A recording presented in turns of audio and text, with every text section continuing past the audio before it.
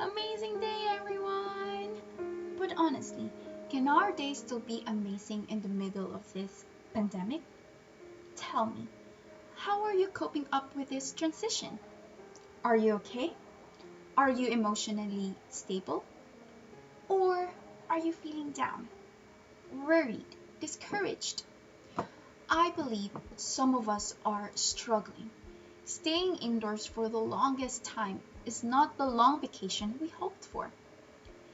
This season, we have become more sensitive with our thoughts, and we tend to absorb the negativity of the world around us. But don't worry, have faith. It's gonna be okay. There is nothing wrong feeling these things in us. But how do we keep ourselves spiritually motivated so that we can be overcome by this negativity? Of course, by seeking and soaking ourselves in God's presence amidst the crisis. Although churches have been closed, thank God for our church leaders and different Christian movements who continue to reach out to us online. They continue to press in and get into our newsfeed to encourage and ignite us in the season of lockdown. But, yet again, there is that gap that virtual fellowship can't fill. We thirst for more, something that we can tap into on our own, something more personal. And that is your personal relationship with God. How is it? Are you constantly speaking to Him through a prayer? Or are you reading your Bible, watching different preaching, or doing your devotion? I believe when we struggle, we want to talk to someone whom we trust the most, to share and open up to that person who completely knows us, who can relate to us, who can empathize with us. We long for someone who can understand us with all our failures, shortcomings, flaws, and weaknesses without judgment or overshadowed by their opinions.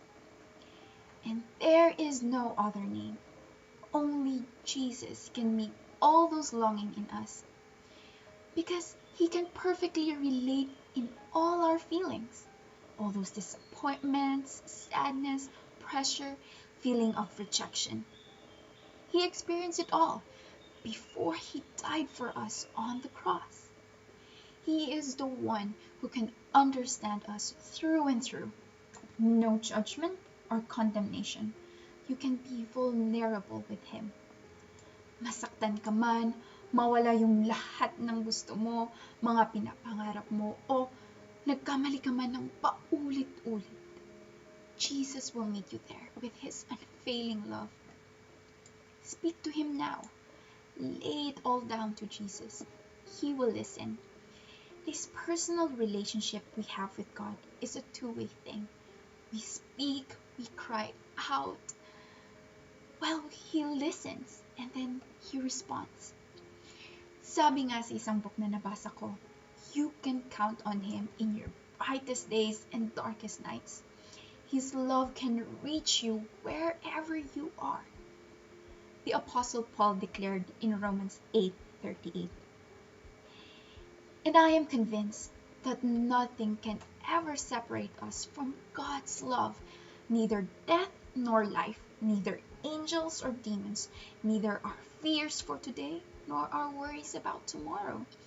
Not even the powers of hell can separate us from God's love. So mga kapatid, remember that love always. So speak to Jesus now. He is waiting to deliver you from all your troubles. Invite His Spirit in your own mountains and be healed during this season. Be ignited by Jesus to ignite this generation to the next generation for Jesus.